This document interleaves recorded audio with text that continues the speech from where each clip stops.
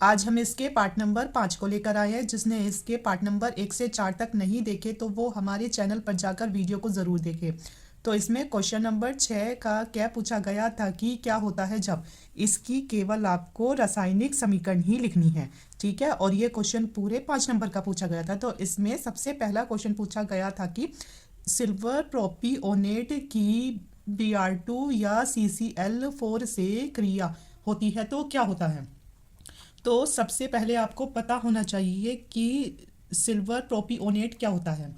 तो इस प्रोपी से याद आया कि क्या होता है, प्रोपेन मतलब CH3 और CH2 कर दो। ठीक है, ये हो गया ओनेट। ओनेट का मतलब समझ लो है COO, और इसमें सिल्वर का मतलब Ag। ठीक है, तो इसका नाम क्या है, तो इसका नाम है सिल्वर प्रोपियोनेट।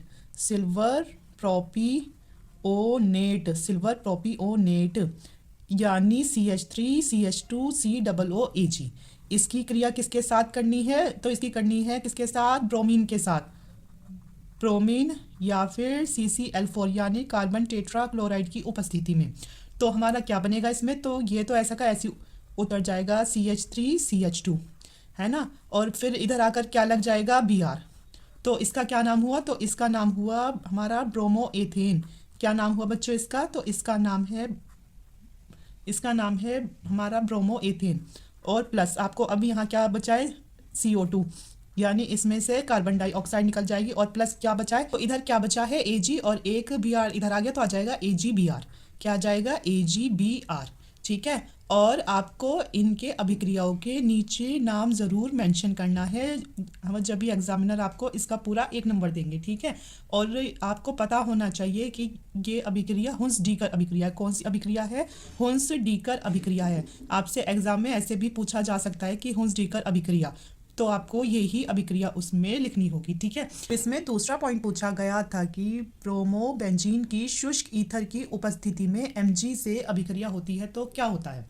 इसकी किसकी उपस्थिति में करानी है, शुष्क ईथर की उपस्थिति में। तो ब्रोमोबेंजीन यानी क्या होगा, पहले तो इसमें आपको बनानी पड़ेगी बेंजीन रिंग। उसके ऊपर क्या करना पड़ेगा, Br, क्योंकि यहाँ क्या लिखा है, तो इधर लिखा है हमारा ब्रोमो। ठीक है, तो इसका नाम है क्या, ब्रोमोबेंजीन। क्या नाम है बच्चों इसका, तो इसका नाम है ब्रोमोबेंजीन। और किसके साथ करानी है, Mg से अभिक्रिया करानी है यानी मैग्नीशियम से। और किसकी उपस्थिति में करानी है, तो ये हमें शुष्क ईथर की उपस्थिति में करानी है। तो अब आप खुद देखिए कि ये कितनी आसान अभिक्रिया है कि जो इधर क्या लग रहा है Br है, तो ये Mg भी इसके साथ जुड़ जाएगा। बस ये अभिक्रिया है और तो कुछ नहीं है इसमें। आपको इसमें बस इसका नाम पता होना चाहिए, आपके एग्जाम में ज़रूर आनी हो चाहिए क्योंकि ये इतनी आसान अभिक्रिया है। तो अगर हमारी बेंजीन रिंग के ऊपर MgBr आ जाए तो इसका नाम क्या होगा, तो इसका नाम होता है बच्चों क्या, फेनिल। जो हमारी बेंजीन रिंग है उसे एरिल समूह भी कहते हैं। क्या, एरिल समूह भी कहते हैं, और या उसे क्या कहते हैं, उसे हम फेनिल भी कहते हैं। तो अगर कहीं आपका फेनिल लिखा हो तो समझ जाना क्या है, बेंजीन रिंग है। तो ये है, इसका नाम है फेनिल, तो हो गया ये। और फिर Mg हो गया है क्या, Mg हो गया है इसमें हमारा मैग्नीशियम ब्रोमाइड। ठीक है, तो ये है इसका नाम। तो ये बहुत ही आसान अभिक्रिया है। अब इसमें तीसरी अभिक्रिया कौन सी, हमारी तीसरी अभिक्रिया है कि मेथिल ब्रोमाइड की अभिक्रिया KCN अल्कोहलिक से होती है तो क्या होता है। तो मेथिल ब्रोमाइड क्या होता है, मेथिल होता है इसमें CH3 और ब्रोमाइड हुआ Br। तो इसका नाम है क्या, मेथिल ब्रोमाइड। क्या नाम है, इसका नाम है मेथिल ब्रोमाइड।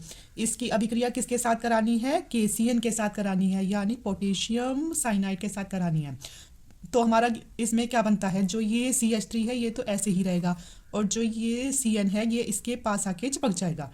तो इसका नाम अगर देखें तो ऐसे इसका नाम है मेथिल साइनाइड, अगर इसका नॉर्मल नाम देखें। और अगर एग्जाम में कभी कभी IUPAC नाम भी आता है तो इसका IUPAC नाम होगा एथेन नाइट्राइल। क्या होगा, एथेन नाइट्राइल।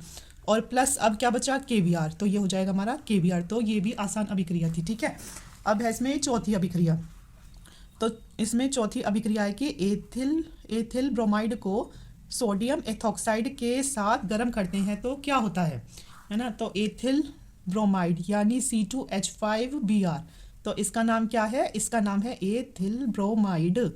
Ethyl bromide.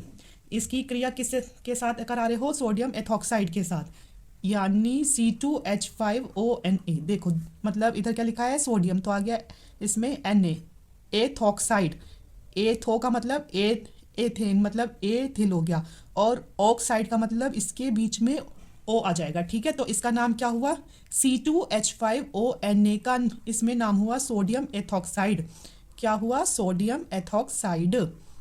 तो इसका नाम है सोडियम एथॉक्साइड। इसके साथ इसकी क्रिया जब हमने कराई तो आपको दिख रहा है यहाँ C2H5 है, इधर भी C2H5 है, और साथ में क्या है, O है। तो ये हमारा क्या बन जाएगा, ईथर। ईथर का पता है फॉर्मूला क्या बताया था, ROR, है ना। तो ऐसे ही तो आ जाएगा C2H5O C2H5।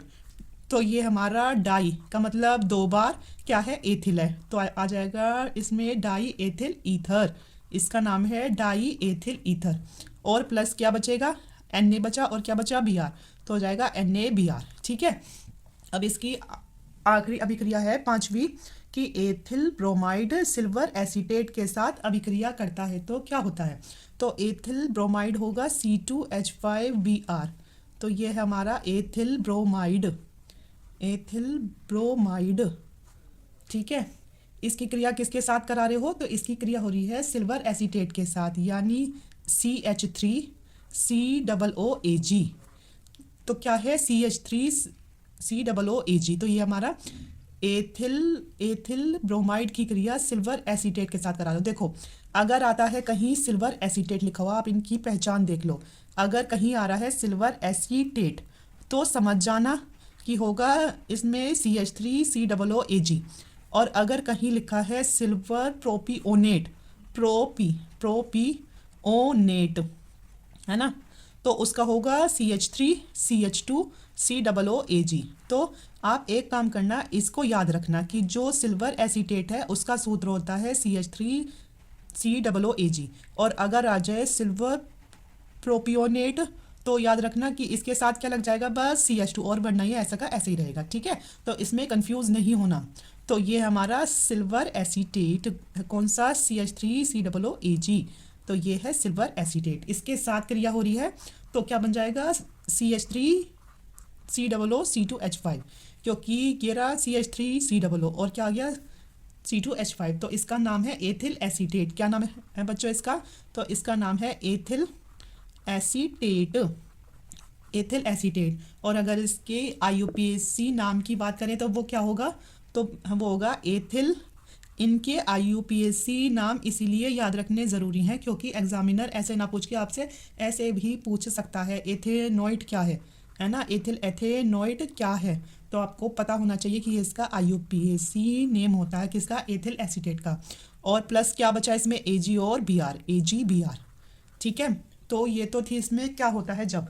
अब हम देखेंगे इसके अगले क्वेश्चन को। अब इसमें अगला क्वेश्चन पूछा गया था कि निम्नलिखित पर संक्षिप्त टिप्पणियां लिखिए। तो ये भी पूरे 5 नंबर का पूछा गया था। तो इसमें सबसे पहली है विलियमसन संश्लेषण अभिक्रिया। क्या है, विलियमसन संश्लेषण अभिक्रिया। तो आपको याद रखना है कि इसमें हमें क्या मिलता है, मतलब इसमें हमें प्राप्त होता है डाई एथिल ईथर। क्या प्राप्त होता है आपको इसमें, तो इसमें आपको प्राप्त होता है डाई एथिल ईथर।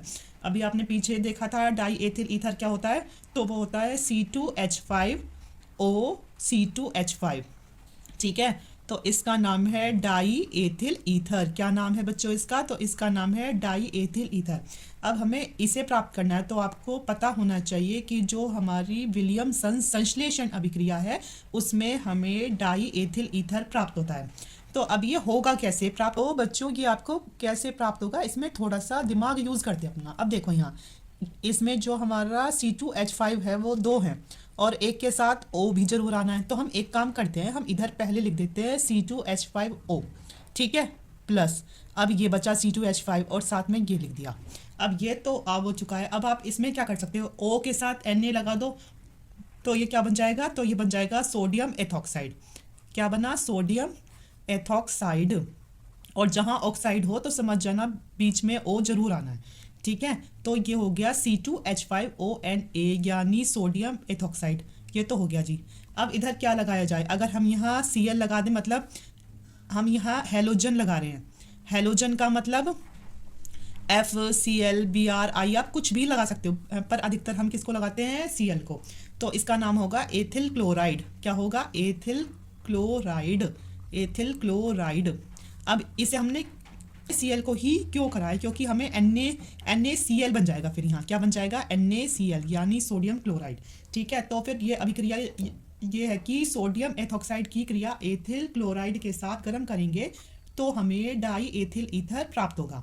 ठीक है, और इसके बारे में ऐसे लिखेंगे, जब एल्कोक्साइड को एल्किल हैलाइड, एल्किल हैलाइड मतलब हैलाइड तो हुआ हमारा क्या, FCl Bri, और एल्किल समूह कौन सा हुआ बच्चों, एल्किल समूह होता है हमारा क्या, CH3C2H5। ठीक है, याद रखना। तो ये होता है हमारा एल्किल समूह। तो ये हो गया ना हमारा एल्किल समूह।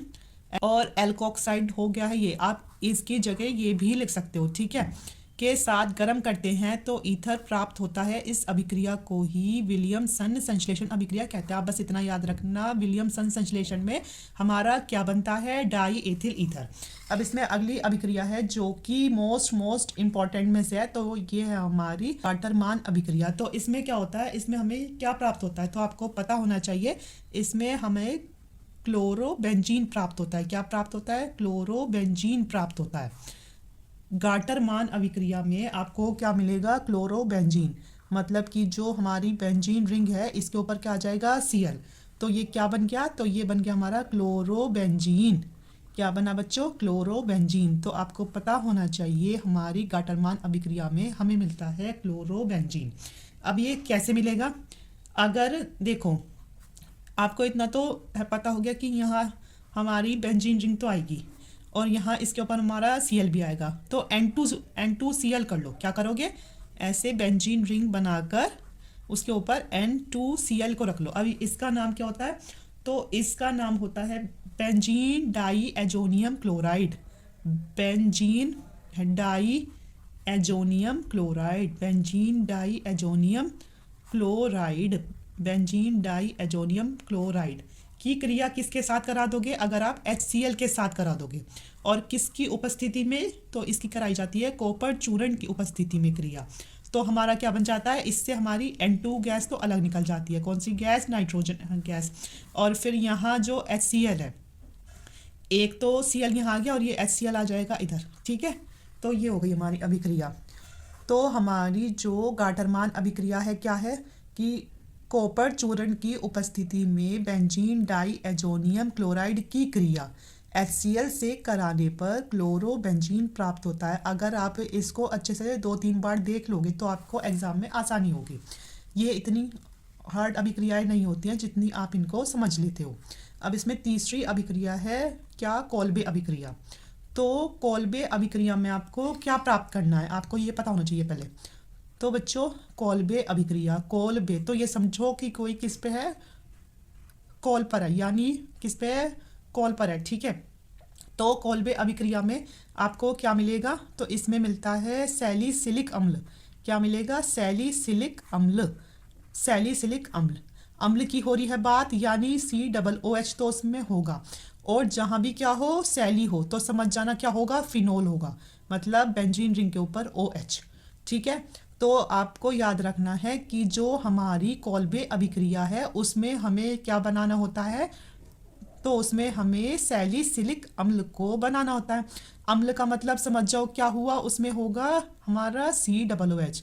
और अगर बात करें किसकी, सैली की, तो क्या होगा, फिनोल होगा, है ना, बेंजीन रिंग के ऊपर OH। तो आप यहाँ लिखोगे क्या कि जो हमारी बेंजीन रिंग है उसके ऊपर एक तो आ जाए OH यानी क्या, फिनोल, और साथ में क्या आ जाए, COOH। तो इसका नाम होता है सैलिसिलिक अम्ल, सैलिसिलिक अम्ल, सैलिसिलिक अम्ल। पर इस अभिक्रिया को बनाना, मतलब कि सैलिसिलिक अम्ल को इसमें बनाना आसान नहीं होता। इसके दो होते हैं स्टेप। कैसे होते हैं कि हमेशा याद रखना, सैलिसिलिक अम्ल से पहले बनेगा सोडियम सैलिसिलेट। क्या बनेगा, सोडियम सैलिसिलेट, यानी उसमें भी क्या आ रहा है, सैली।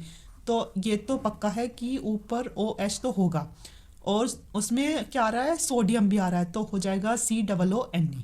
क्या होगा, COONA। तो इसका नाम होता है सोडियम सैलिसिलेट। क्या नाम होता है? Sodium salicylate. अब आपको ये देखना है कि आपको ये सोडियम सैलिसिलेट कैसे मिलेगा। तो अगर आप HCl से क्रिया कराओगे इसकी, तो OH और COOH NaCl, तो इसकी HCl से ही इसलिए कराइए कि ताकि NaCl इसमें से निकल जाए बाहर। ठीक है, तो हमारा सोडियम सैलिसिलेट कैसे प्राप्त होगा? तो ये प्राप्त होगा, आपको दिख रहा है ONa है, तो आप एक काम करो कि जो हमारी बेंजीन रिंग होती है उसके ऊपर आप लगा दो ONa, तो इसका मतलब होता है सोडियम फिनॉक्साइड। क्या है इसका नाम? तो इसका नाम होता है सोडियम फिनॉक्साइड। अगर बेंजीन रिंग के ऊपर ONa हो तो उसका नाम है सोडियम फिनॉक्साइड की क्रिया। अब देखो ONa आ गया इसमें, अब क्या बचा? CO2, मतलब कार्बन डाइऑक्साइड के साथ क्रिया कराओ। और इसका टेम्परेचर भी याद रखो, 398 से 413 केल्विन, और 4 से 8 क्या है? तो 4 से 8 है इसमें हमारा वायुमंडलीय दाब। तो ये कैसे प्राप्त हुआ है इसमें सैलिसिलिक अम्ल? तो इससे पहले आपको सोडियम सैलिसिलेट प्राप्त करना होगा। ठीक है, तो इसके बारे में लिखोगे कि जो कॉल्बे अभिक्रिया है क्या है। तो ये वाली अभिक्रिया मोस्ट इम्पॉर्टेंट इसलिए हो जाती है क्योंकि इसको करना थोड़ा हार्ड रहता है और अधिकतर है बच्चे फिर इसको छोड़कर आते हैं। ठीक है, पर आपको छोड़ के नहीं आनी है क्योंकि ये मैंने आपको पूरी कोशिश की है कि अच्छे से समझा सकूं। तो हमारी कॉल्बे अभिक्रिया होती है कि वह अभिक्रिया जिसमें सोडियम फिनॉक्साइड को कार्बन डाइऑक्साइड के साथ 4 से 8 वायुमंडलीय दाब तथा 398 से 413 केल्विन ताप पर अभिक्रिया करके सोडियम सैलिसिलेट बनाता है, और जो सांद्र HCl द्वारा अपघटन से सैलिसिलिक अम्ल बनाता है। इसे ही कॉल्बे अभिक्रिया कहते हैं। और अगर आप इसका 3-4 बार रिवीजन कर लोगे तो एग्ज़ाम में आप इससे झट से आ जाओगे लेकर। ठीक है, तो उसमें फिर आपको कोई भी कंफ्यूजन नहीं होगी। अब अथवा करके अगला क्वेश्चन पूछा गया था कि निम्नलिखित पर संक्षिप्त टिप्पणी लिखिए। तो इसमें सबसे पहला पूछा गया था, और ये क्वेश्चन भी कितने नंबर का था? 5 नंबर का। ठीक है, तो इसमें सबसे पहला क्वेश्चन था कि वोल्टेज अभिक्रिया क्या है। तो इसमें लिखना था, तो आपको ये पता होना चाहिए कि इसमें आपको होता क्या है प्राप्त। तो इसमें आपको एथेन प्राप्त होता है। क्या प्राप्त होता है? एथेन प्राप्त होता है, मतलब एथेन के आपको इसमें 2 अणु प्राप्त होते हैं, है ना। कौन सी में? वोल्टेज अभिक्रिया में। कौन सी में? वोल्टेज अभिक्रिया में। अब एथेन के 2 अणु कैसे प्राप्त होंगे आपको? तो आपको लेना पड़ेगा इसमें क्या? मेथिल क्लोराइड 2 बार। क्या? Methyl chloride. आपको इसमें मेथिल क्लोराइड के 2 अणु लेने पड़ेंगे। मेथिल क्लोराइड के 2 अणु लोगे तो जब जाके आपको एथेन नहीं एल्केन प्राप्त होता है। इसमें क्या प्राप्त होता है? एल्केन प्राप्त होता है। ठीक है, तो इसकी क्रिया किसकी उपस्थिति में कराते हैं? तो इसकी क्रिया कराते हैं हम शुष्क ईथर की उपस्थिति में। किसकी में? शुष्क ईथर की उपस्थिति में। तो जब भी शुष्क ईथर की उपस्थिति में कराते हैं तो उसमें हमें सोडियम के 2 अणु लेने होते हैं। ठीक है, तो याद रखना जो हमारी ये वोल्टेज अभिक्रिया है इसमें हमें एल्केन प्राप्त होता है, वो भी एल्केन के 2 अणु। ठीक है, और प्लस क्या बनेगा? 2Na, और क्या बचा इसमें? Cl, 2NaCl। तो जो हमारी वोल्टेज अभिक्रिया है तो यह है कि शुष्क ईथर की उपस्थिति में जब एल्किल हैलाइड के 2 अणु सोडियम धातु से क्रिया करते हैं तो एल्केन प्राप्त होता है, मतलब एल्केन के इसमें 2 अणु प्राप्त होते हैं। तो जब भी आपको शुष्क ईथर की उपस्थिति में क्रिया करा रहा हो और इधर कुछ ना लिखा हो, मतलब कुछ ना उसने खुद से इसमें बोला हो, तो आपको किसके साथ क्रिया करानी है? तो आपको इसमें सोडियम के 2 अणु लेने होंगे। और इसमें आपको ये 3 क्वेश्चन दे रखे हैं, और तीनों क्वेश्चन में जो है ये तीनों क्वेश्चन है वही है जिसमें शुष्क ईथर की उपस्थिति में क्रिया कराई जाती है। तो अब इसकी अगली अभिक्रिया है कौन सी? तो अगली है वोल्टेज फिटिंग अभिक्रिया। तो इसमें क्या प्राप्त होता है? इसमें प्राप्त होता है हमारा क्या? टालुइन। क्या बनेगा? टालुइन बनता है। तो आप क्या कर सकते हो? इसमें टालुइन बनेगा, CH3, है ना। क्या बन गया? ये टालुइन बन गया हमारा। ठीक है, तो इसमें भी किसकी उपस्थिति में होती है? तो इसमें भी शुष्क ईथर की उपस्थिति में होती है। अगर वोल्टेज अभिक्रिया में शुष्क ईथर की उपस्थिति में हुई है तो फिर वोल्टेज फिटिंग अभिक्रिया में भी शुष्क ईथर की उपस्थिति में होगी, तो इसमें भी सोडियम के 2 अणु लेंगे। और ये कैसे बनेगा? तो ये ऐसे बनेगा। पहले लेंगे CH3Cl यानी मेथिल क्लोराइड। मेथिल क्लोराइड की क्रिया किसके साथ करानी है? इसमें क्लोरोबेंजीन के साथ। बेंजीन रिंग के ऊपर Cl, ठीक है। तो ये बन गया हमारा क्लोरोबेंजीन। क्लोरोबेंजीन और प्लस सोडियम के 2 अणु लेंगे और अशुष्क ईथर की उपस्थिति में कराएंगे तो हमारा बन जाएगा इसमें टॉलुइन। ये तो हो गया CH3 और Cl के 2 अणु ये और सोडियम के ये 2, तो आ जाएगा 2NaCl। इसीलिए इधर क्या लिया गया? Cl लिया गया, मतलब क्लोरोबेंजीन को लिया गया कि जिससे NaCl के 2 अणु यहाँ आए, क्योंकि हमने इसमें से भी Cl को हटाना है। तो जो हमारी वुडच-विट्टिग अभिक्रिया होती है इसमें लिखोगे कि शुष्क ईथर की उपस्थिति में जब एक अणु एल्किल हैलाइड तथा एक अणु एरिल हैलाइड यानी जो कि बेंजीन वाला होता है की क्रिया सोडियम धातु से कराते हैं तो हमें इसमें क्या बनता है? टॉलुइन। तो इसमें हमें टॉलुइन मिलता है। अब तीसरी है इसमें कौन सी? फिटिक अभिक्रिया। तो इसमें भी किसका नाम था? फिटिक का था। तो इसकी भी उपस्थिति में किसकी में कराई थी? शुष्क ईथर की में। तो ऐसे ही इसकी भी शुष्क ईथर की उपस्थिति में ही क्रिया कराएंगे। और किसके साथ? तो सोडियम के 2 अणु के साथ। और इसमें क्या बनता है? तो इसमें हमारी 2 बेंजीन रिंग होती है, बनती है जुड़वा, ठीक है। 2 जुड़वा बेंजीन रिंग बनती है जिसे कहते हैं, आपको बताया था बेंजीन को क्या कहते हैं? फेनिल। तो अब कितनी है? 2 है, तो लिखेंगे डाई फेनिल। क्या होगा? मिलेगा इसमें डाई फेनिल। जैसे ही होगा क्या? जैसे ही आपको दिखे फिटिक अभिक्रिया तो एकदम दिमाग में सेट कर लेना कि इसमें आप किसकी वो कर रहे हो, इसमें फिटिंग। तो इसमें आप डाई फेनिल मतलब जुड़वा जो फेनिल है उनकी फिटिंग कर रहे हो, ठीक है। अब जी यहाँ 2Na है, आपको यहाँ 2 बेंजीन रिंग चाहिए, तो ये रही 2 बेंजीन रिंग हो गई, ठीक है। अब आपको एक बात और ये पता है, यहाँ 2Na है तो आपको क्या चाहिए? 2 Cl भी चाहिए कि ताकि फिर क्या आ जाए? 2NaCl आ जाए बाहर, है ना। तो ये क्या है? क्लोरोबेंजीन है। क्या है? क्लोरोबेंजीन। क्लोरोबेंजीन के 2 अणु लोगे इसमें, ठीक है। तो इसमें लिखोगे शुष्क ईथर की उपस्थिति में जब एरिल हैलाइड के 2 अणु सोडियम धातु से क्रिया करते हैं तो डाईफेनिल बनता है, ठीक है। अगर हम बात करें वुडच अभिक्रिया की तो याद रखना इसमें शुष्क ईथर की उपस्थिति में होगी इसमें, और किसके अणु होंगे? 2 अणु होंगे सोडियम के।